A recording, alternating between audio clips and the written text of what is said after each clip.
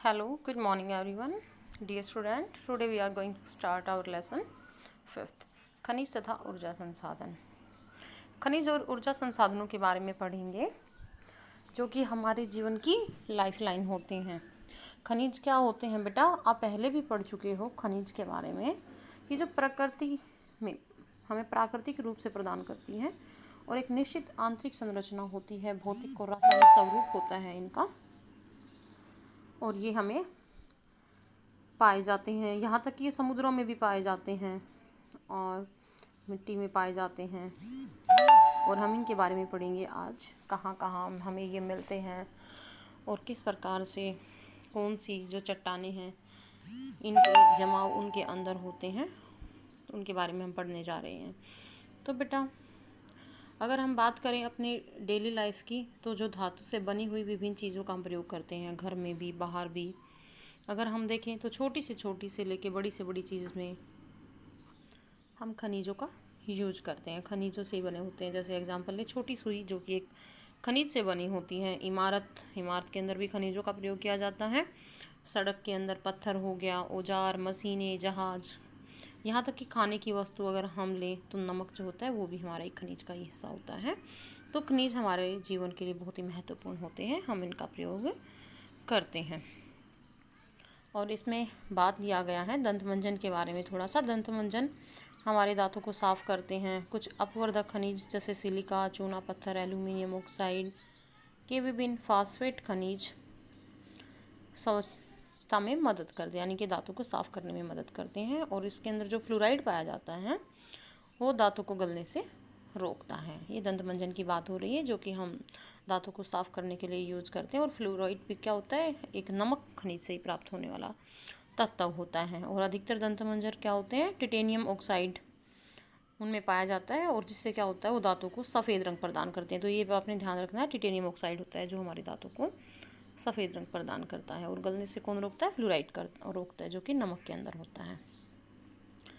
तो बेटा इस प्रकार से हम खनिजों के बारे में जान रहे हैं। तो ये हमारा है खनिज क्या होते हैं। भूवैज्ञानिकों के अनुसार खनिज एक प्राकृतिक रूप से विद्यमान समरूप तत्व होता है जिसकी एक निश्चित आंतरिक संरचना होती है, और ये अनेक रूपों में पाए जाते हैं। जैसे सबसे कठोर खनिज कौन सा होता है, हमारा हीरा होता है। और सबसे नरम कौन सा होता है, वो हमारा चूना होता है बेटा। तो हम बात कर रहे हैं यहाँ पे कठोर से लेके नरम तक सभी हमारे कहाँ पाए जाते हैं, हमारी प्रकृति हमें प्रदान करती है, हमें मिलते हैं यहाँ पर। उसके बाद हमने चट्टानों के बारे में भी पढ़ा है। हमारी चट्टानें जो होती हैं कितने प्रकार की होती हैं बेटा, 3 प्रकार की होती हैं। आगन्य होती हैं, अवसादी होती हैं और कायांतरित होती हैं। तो खनिजें होती हैं उन चट्टानों के अंदर ही पाए जाते हैं हमें, और मैंने बताया था अभी आपको समुद्र के अंदर भी जो है पाए जाते हैं। और जो खनिज होते हैं उनकी पहचान हम किसके आधार पर करते हैं, उनका रंग, उनकी कठोरता, उनकी चमक, उनका घनत्व और विविध उनके अंदर जो क्रिस्टल होते हैं। क्रिस्टल होता है छोटे छोटे से जो टुकड़े होते हैं, जैसे दाने टाइप होते हैं, क्रिस्टल होते हैं वो उनके अंदर चमकने वाले। तो उनके आधार पे ही हम इनको पहचानते हैं, इनको अलग करते हैं कि कौन सा खनिज है बेटा। तो ये भूवैज्ञानिकों ने इनके वर्गीकरण का यही हमें मेथड दिया है। इनका रंग, रूप, चमक, कठोरता, इनके आधार पे हम इनको पहचाने। और अगर बात की जाए तो 2000 से ज़्यादा खनिजों की पहचान अब तक हो चुकी है। और खनिजों का वर्गीकरण जो यहाँ पे किया गया है वो ये टेबल आपने अपनी नोटबुक में भी बनानी है, अगर आपने नहीं बनाई है बिल्कुल ऐसे ही। तो खनिज कितने प्रकार के यहाँ पे दिए, 3 प्रकार के, धात्विक, अधात्विक और ऊर्जा खनिज। सबसे पहले अगर हम ऊर्जा खनिज को लें तो ऊर्जा खनिज कौन से होते हैं हमारे, जो हमें ऊर्जा देते हैं, ऊष्मा देते हैं। जैसे कोयला, पेट्रोलियम और प्राकृतिक गैस ही हमारे ऊर्जा संसाधन में आते हैं। और अधात्विक कौन से होते हैं बच्चे, अधात्विक होते हैं जिनके अंदर लौह अंश नहीं पाया जाता है, मीन्स लौह तत्व नहीं होता है। जैसे अभ्रक, नमक, पोटाश, सल्फर, चूनाश्यम, चूना पत्थर, संगमरमर, बलवा पत्थर, ये हमारे होते हैं अधात्विक। और धात्विक जैसा कि अधात्विक का अपोजिट हो जाता है धात्विक, जिसमें लोहे के अंश होते हैं, यानी कि लोहा जिसके अंदर शामिल होता है। जैसे लो एस्क, मैग्नीज, निकिल, कोबाल्ट होते हैं हमारे। और बहुमूल्य खनिज भी होते हैं हमारे इसमें जो धात्विक होते हैं, जैसे सोना, चांदी, प्लेटिनम होते हैं, ये भी हमारे धात्विक का ही हिस्सा होते हैं, यानी धातुएं होती हैं ये हमारी। और एलो होते हैं जिसमें लोहा नहीं पाया जाता है, जैसे तांबा, शीशा, जस्ता, बॉक्साइट आदि। तो ये हमारे एलो धातु के होते हैं। यानी धात्विक को भी हम 3 हिस्सों में बांट देते हैं, भी हमने पढ़ा, लौह धातु, एलो धातु और बहुमूल्य खनिज। यानी कि लौह धातु कौन सी होती है, जिसमें लोहे का अंश होता है, लोहा, एस्क, मैग्नीज, निकल, कोबाल्ट हो गए। और एलो होते हैं जिनमें लोहा नहीं पाया जाता, तांबा, शीशा, जस्ता, बॉक्साइट, ये हमारे एलो के पार्ट होते हैं। और बहुमूल्य यानी जो बहुत ही कीमती होते हैं, महंगे भी होते हैं ज़्यादा, तो उसमें हमारे सोना, चांदी, प्लेटिनम धातुएं आ जाते हैं। और धात्विक भी हमने पढ़ी थी, अभ्रक, नमक, पोटाशियम, चूना, ये हमारे होते हैं ऊर्जा जो हमें ऊष्मा देते हैं। फिर हमें मिलते कहाँ से हैं खनिज। खनिज ये तो हो गई, हमें पहचान हो गई है 2000 से ज़्यादा की। ये इनका वर्गीकरण भी हो गया, धात्विक, अधात्विक और ऊर्जा जो मेन हम बांटते हैं। फिर होता उपलब्ध कहाँ से होते हैं, मिलते कहाँ से हैं हमें, तो इम्पोर्टेंट है ये ध्यान रहे। तो कहाँ से मिलते हैं खनिज, एस्को में पाए जाते हैं। किसी भी खनिज को अन्य अवयव या तत्वों के मिश्रण या संचयन हेतु एस्क का प्रयोग किया जाता है। खनन का आर्थिक महत्व तभी है जब एस्को में खनिज का संचयन पर्याप्त मात्रा में हो। खनिजों को खनन की सुविधा इसके निर्माण व संरचना पर निर्भर करती है। खनन सुविधा इसके मूल्य को निर्धारित करती है। खनन क्या होता है बेटा, खोद कर निकालना, यानी जो ज़मीन के नीचे कोई खनिज है हम उसको खोद के बाहर निकालते हैं और फिर वहाँ से हम जो मिश्रण होता है, यानी कि जो खनिज होते हैं यूं के यूं नहीं मिलते हैं, जो ज़्यादातर खनिज होते हैं वो मिक्स होते हैं, हम उनको का परिशोधन करते हैं, उनको शुद्ध करते हैं और फिर खनन करके हमने उनको ऐस किया और फिर हमें वो खनिज हैं वो मिल जाते हैं, यूज करने लायक हो जाते हैं। तो मिलते कहाँ पे हैं, शैल समूह में पाए जाते हैं। शैल समूह भी मैंने बताए थे, आग्नेय, अवसादी, उकायंत्रित। तो आग्नेय और उकायंत्रित चट्टानों के में खनिजों की जो दरार होती है जोड़, भ्रंश व विद्रोह में मिलते हैं। जोड़, भ्रंश, विद्रोह क्या होते हैं, जो चट्टानें होती हैं आग्नेय व उकायंत्रित चट्टानें, उनके अंदर जो परतें सी बनी होती हैं, उनके अंदर जो दरार होती हैं, जो छिद्र होते हैं, तो जोड़, उनके जो जोड़ होते हैं, क्योंकि कोई भी चट्टान है वो अकेली चट्टान इतनी बड़ी नहीं होगी कि सारी में ही खनिज हो, बल्कि उनके जोड़ भी पाए जाते हैं। ज़्यादातर उन जोड़ों में जो दरारें होती हैं, विद्रोह होते हैं, दरार उन भ्रंशों में इकट्ठे हो जाते हैं जहाँ पे खाली जगह होती है। और छोटे जमाव शिराओं के रूप में, वृहत जमाव के रूप में पाए जाते हैं, यानी छोटे भी हो सकते हैं ये, और बड़े जमाव के रूप में भी परतों में पाए जाते हैं। इनका निर्माण अधिकतर उस समय होता है जब ये तरल या गैसीय अवस्था में दरारों के सहारे भूपृष्ठ की ओर आते हैं। यानी क्या होता है, जब ज़्यादा गर्मी की वजह से लावे के रूप में जब वो चट्टानें जो होती हैं, जो शैलें होती हैं, वो बाहर की तरफ निकलती हैं, तो साथ में जो खनिज होते हैं वो भी साथ में भूपृष्ठ यानी भूमि की तरफ, बाहर की तरफ धकेल दिए जाते हैं। और ये जब रुक जाती है ये प्रक्रिया, तो ये ठंडे होकर वहीं पर जम जाते हैं और उन दरारों के बीच में ये खनिजों का रूप ले लेते हैं। और कौन कौन से पाए जाते हैं इस तरह में, जस्ता, तांबा, जिंक, शीशा, इस तरह के जमाव के रूप में हमें पाए जाते हैं। तो आगे निकायंत्रित के अंदर हमने पढ़ा कौन कौन से पाए जाते हैं, कैसे उनका निर्माण हो जाता है। सेकंड है, अनेक खनिज अवसादी चट्टानों के अनेक खनिज संस्तरों या परतों में। संस्तर का मतलब बेटा परत ही होता है, यानी परतों में। अवसादी चट्टानें जो होती हैं वो परतों में पाई जाती हैं वैसे भी, और इनका निर्माण क्षैतिज परतों में निक्षेपण, संचयन व जमाव का परिणाम होता है। यानी कि इनका निर्माण कहाँ होता है, जो परत होती हैं, क्योंकि परतों के रूप में पाई जाती है अवसादी चट्टान, तो इनके बीच में जमाव हो जाते हैं इनके, जैसे कोयला हो गया, कुछ अन्य प्रकार के लोहस्क के निर्माण लंबी अवधि तक अत्यधिक ऊष्मा व दबाव का परिणाम माने जाते हैं। यानी बहुत ज़्यादा गर्मी हो जाती है, दबाव, प्रेशर बढ़ जाता है, तो वहाँ पर इनका निर्माण हो जाता है। अवसादी चट्टानों में दूसरी श्रेणी के खनिजों में, अवसादी चट्टानों में एक तो हमने पढ़ा लोहस्क और कोयला, और दूसरी श्रेणी के कौन से आ गए हैं हमारे, जिसमें होता है जिप्सम, पोटास और नमक होता है, वह सोडियम शामिल होता है। इसका निर्माण विशेषकर शुष्क प्रदेशों में वाष्पीकरण के फलस्वरूप होता है। तो ये हम पढ़ रहे हैं कि कैसे यहाँ पर ये हमें मिलते हैं। उसके बाद है बेटा, खनिजों का निर्माण एक अन्य विधि धरातलीय चट्टानों का अपघटन भी है। चट्टानों के घुलनशील तत्वों के अपर्दन के, यानी कि जब चट्टानें टूटती फूटती हैं, अपर्दन क्या होता है, टूटना, टूटती हैं, और क्या होता है, अयस्क वाली अवशिष्ट चट्टानें रह जाती हैं। बॉक्साइट का निर्माण इसी प्रकार, ये बॉक्साइट का निर्माण दे रखा है, यानी कि चट्टानों के टूटने से, अपर्दन से भी निर्माण होता है खनिजों का, वहाँ पर हमें ये पाए जाते हैं। फिर हमारा पहाड़ियों के आधार, घाटी तली की रेत में, यानी कि जो पहाड़ियाँ होती हैं उनका आधार चौड़ा होता है और जो शिखर होता है वो पतला होता है, यानी शंकु के टाइप के होते हैं वो। तो जो पहाड़ी होती हैं उनका जो आधार चौड़ा होता है, जो तली में रेत होता है वो जो जम जाता है, वहाँ पे हमें खनिज मिलते हैं। और ये निक्षेप कौन से होते हैं? प्लेसर निक्षेप के नाम से जाने जाते हैं। बेटा ध्यान रहे, क्वेश्चन छोटा भी आ जाता है। प्लेसर निक्षेप क्या होते हैं कि जो पहाड़ियाँ होती हैं उनकी तलहटी में जो जमी हुई रेत होती है, वहाँ पर जो खनिज जम जाते हैं उनके साथ, उनको हम प्लेसर निक्षेप बोलते हैं। और ऐसे खनिज जो जल के द्वारा घर्षित नहीं होते हैं, यानी जल के द्वारा इनका घर्षण नहीं होता है, इनमें सोना, चांदी, टीन व प्लेटिनम मुख्य होते हैं। तो ये हमने पहाड़ियों की तलहटी में देखा पाए जाते हैं। फिर महासागरीय जल की बात करते हैं कि विशाल मात्रा में खनिज यहाँ भी पाए जाते हैं। इनमें से अधिकांश के व्यापक रूप से विस्तृत होने के कारण इनकी आर्थिक सार्थकता कम हो जाती है। फिर भी सामान्य नमक है, मैग्नीशियम है, ब्रोमाइन है, ज़्यादातर समुद्री जल से मिलने वाली ही हमारे प्रगरहित यानी कि खनिज होते हैं। और महासागरीय तली मैग्नीज ग्रंथिकाओं में धनी है, यानी मैग्नीज बहुत ज़्यादा पाया जाता है जो समुद्र की तली होती है, महासागरों की तली होती है। फिर वही रोचक तथ्य दिया हुआ है, ध्यान रहे। रैट होल खनन क्या होता है? खनन मैंने बताया था, खुदाई करके खनिजों को निकालना। और रैट होल, रैट क्या होता है? चूहा, यानी होल, बिल, चूहे के बिल की तरह खनन करना।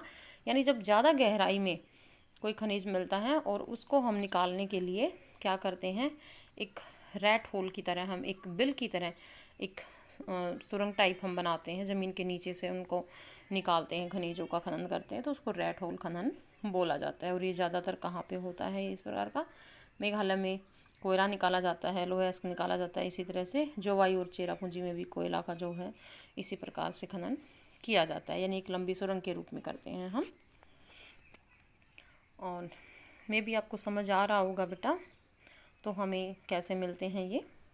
और फिर हैं हमारे भारत अच्छे विविध प्रकार के खनिज संसाधनों में सौभाग्यशाली, यानी अच्छे अच्छे खनिज पाए जाते हैं।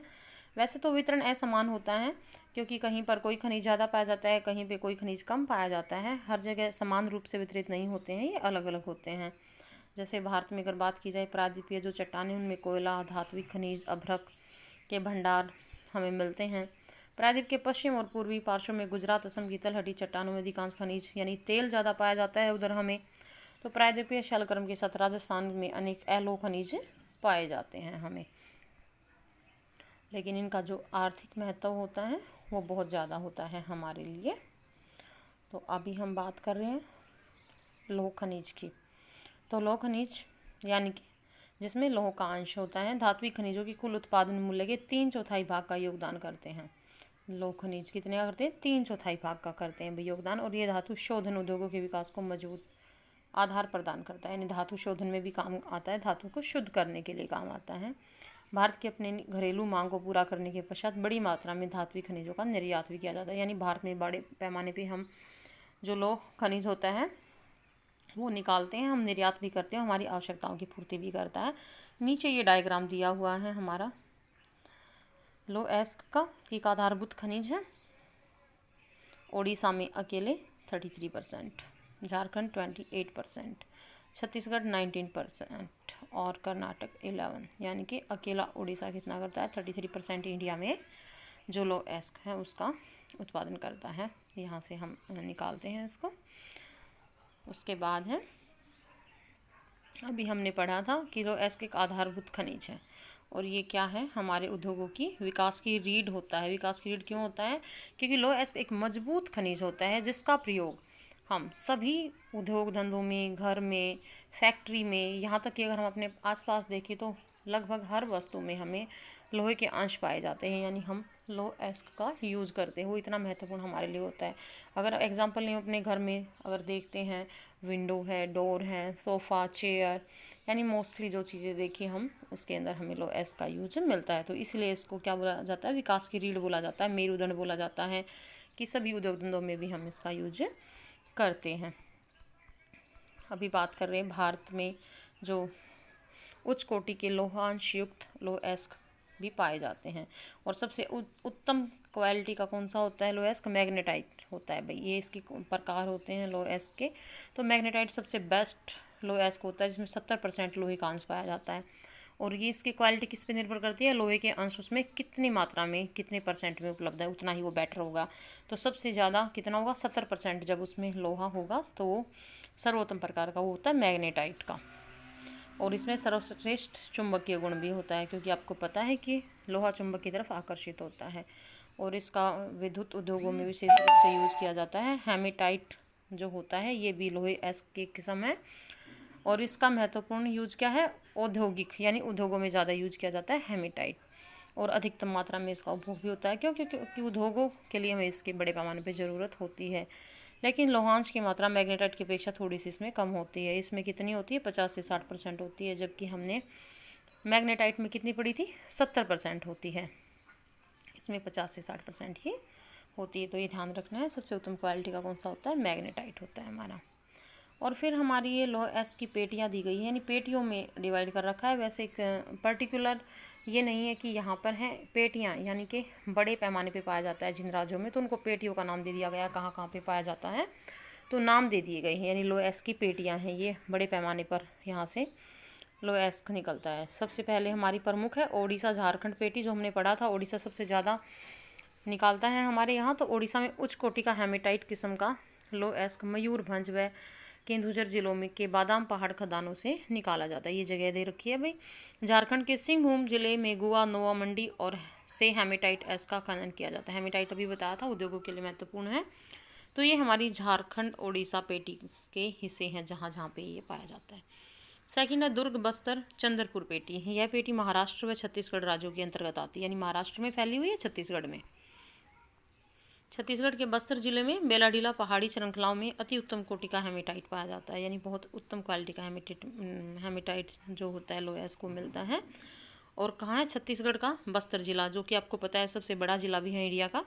और यहाँ पर बेलाडीला की पहाड़ी श्रृंखलाएँ हैं, यानी पहाड़ियाँ हैं बेलाडीला की, उनमें पाया जाता है ये। और इसमें गुणवत्ता की जो लोह के 14 जमाव हमें यहाँ पे मिलते हैं। इस्पात बनाने में आवश्यक सर्वश्रेष्ठ भौतिक गुण इसके अंदर विद्यमान होता है, यानी इस्पात बनाने के लिए यूज किया जाता है। और फिर हमारी अगली है बलारी, चित्तर, दुर्ग, चिकमंगलुरु, तुमकुरु पेटी। और इस पेटी में जो लोहा एस की बृहत मात्रा, यानी कि बहुत बड़े पैमाने पे संचित है, इसके अंदर जो लोहा है ज़्यादा मात्रा में पाया जाता है। कर्नाटक के पश्चिम घाट में अवस्थित कुद्रेमुखी खान इम्पोर्टेंट है भाई, कुद्रेमुखी खान भी। और यहाँ पर 100% निर्यात, यानी निर्यात किया जाता है यहाँ से लोहे का। कुद्रेमुख निक्षेप संसार के सबसे बड़े निक्षेपों में से एक माने जाते हैं। लोह एस करदम रूप में पाइपलाइन द्वारा मंगलुरु के निकट एक पतन पर भेजा जाता है। उसके बाद आती है हमारी थर्ड महाराष्ट्र गोवा पेटी। यह पेटी गोवा और महाराष्ट्र राज्य के रत्नागिरी जिले में स्थित है। ध्यान रहे, रत्नागिरी जिले में पड़ती है ये हमारी। यद्यपि यहाँ का लोहा उत्तम प्रकार का नहीं है, ज़्यादा अच्छा नहीं माना जाता है। यद्यपि इसकी दक्षता से दोहन किया जाता है। दक्षता होता है निपुणता से, अच्छी प्रकार से हम यहाँ से इसको निकाल रहे हैं। और मारमा गाँव पतन से इसका निर्यात भी कर रहे हैं। मारमा गाँव पतन भी यहीं पर पड़ता है गोवा में। फिर हम बात करते हैं बच्चे मैग्नीज। अभी हम लोएस की पेटियाँ, लोएस के बारे में हमने जाना। तो मैग्नीज क्या होता है? सबसे ज़्यादा वैसे कहाँ पाया जाता है इंडिया में?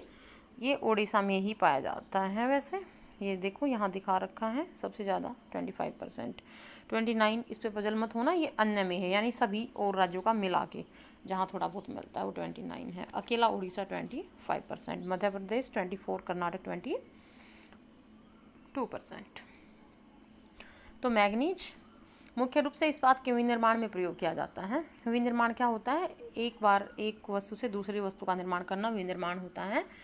तो इस्पात जब हम बनाते हैं तो मुख्य रूप से यूज किया जाता है इसका। 1 टन इस्पात बनाने में लगभग 10 किलोग्राम मैग्नीज की आवश्यकता पड़ती है, यानी इसके बिना हम इसको नहीं बना सकते हैं। और इसका प्रयोग कहाँ पे किया जाता है मैग्नीज का? ब्लीचिंग पाउडर, कीटनाशक दवाई व पेंट बनाने में भी इसका प्रयोग किया जाता है। तो इम्पोर्टेंट है हमारे लिए ये।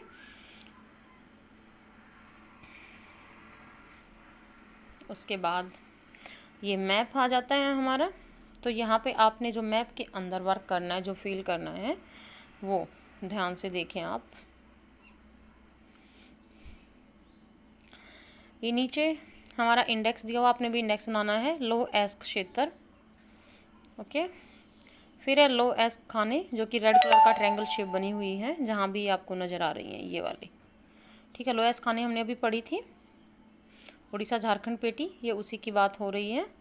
और ये हमारी यहाँ पर फिर से हैं, बेलाडीला हो गई और चंद्रपुर हो गई, दुर्ग हो गई, जो हमने पढ़े थे अभी। ये यहाँ पे ये मयूरभंज हो गया, गुवा हो गया और कंदेझुर हो गया। ये हमारे लोह एस की खाने हैं। और ये यहाँ पे हमारे चित्रदुर्ग हो गया, बलारी, तुमकुरु हो गया, कुद्रेमुख चिकमंगलुरु जो हमने नाम पढ़ी थी। तो ये 3 पेटियाँ हमारी जो मैंने सर्कल की हैं यहाँ पर, ये आपको दिख रही हैं लाइट ग्रे कलर में। तो ये हमारी क्या है, लोएस्क की खाने हैं। और खाने कौन सी हैं, जो रेड कलर में ट्रायंगल शेप में है। और एस्क क्षेत्र कितना है, जो सारा हमारा लाइट ग्रे कलर में है, वो हमारा एस्क क्षेत्र है। वैसे एग्ज़ाम में क्या भरना आता है, एग्ज़ाम में आता है आपका कोई भी नाम आपको दे देंगे, जैसे कि उन्होंने दे दिया दुर्ग या बस्तरपुर दे दिया, वेलाडीला दे दिया, तो आपने ऐसे ही यहाँ पे शो कर देना है यूँ करके। सभी नहीं आएंगे, कोई भी 1 या 2 ही पूछा जाता है। तो आपने इन सभी को फिल करना है, जैसे कि मैप में ये शो है। और फिर हमारा है लोएस्क निर्यातक पतन की बात करते हैं। पतन कौन से, समुद्री जो पतन होते हैं, ये विशाखापट्टनम है हमारा, ये पारादीप है जहाँ से हम क्या करते हैं, लोएस्क का निर्यात करते हैं। ये हमारा मंगलुरु है, ये हमारा मारमागाओ जो हमने अभी पढ़ा था। तो ये चारों इंपॉर्टेंट है, आपने भर लेने हैं। अब की बार भी एग्ज़ाम में ये पूछा गया था, मारमागाओ और पारादीप। तो ये क्या होते हैं, लोएस्क निर्यात करने वाले हमारे पतन हैं। फिर हमारे मैग्नीज की बात करते हैं। तो ये वाली जो आप शेप देख रहे हो, ये जहाँ भी है वहीं पे हमारे मैग्नीज हैं, ठीक है बेटा। जैसे कि ये हमारा सुंदरगढ़, बालाघाट, ये नागपुर, ये भद्रा, और उसके बाद हमारा ये शिवमेगम, ये हमारे क्या हैं, यहाँ पे हमारा पाया जाता है मैग्नीज। और ये हमारे बॉक्साइट का जो आप ये सिंबल देख सकते हो सर्कल में, जहाँ पर भी ये है कोरापुट है, ये कटनी है, ये अमरकटक है। यहाँ पे हमारा क्या पाया जाता है बेटा, बॉक्साइट पाया जाता है। तो ये बॉक्साइट है। उसके बाद हमारा अभ्रक, जहाँ भी ये स्टार के सिंबल बने हुए, नेल्लोर, ये रहा, ये अभ्रक है हमारा। उसके बाद गया और हजारीबाग, यहाँ भी हमारा क्या है, अभ्रक पाया जाता है। तो आपने ये अलग अलग से मैप में शो कर लेना है। आई थिंक आपको प्रॉपरली समझ आ रहा होगा। तो भारत में उड़ीसा जो है मैग्नीज का सबसे बड़ा उत्पादक राज्य है। और अभी हमने लौह खनिजों के बारे में पढ़ा, और नेक्स्ट वीडियो में हम एलो खनिज के बारे में पढ़ेंगे। तो आप यहाँ से इनको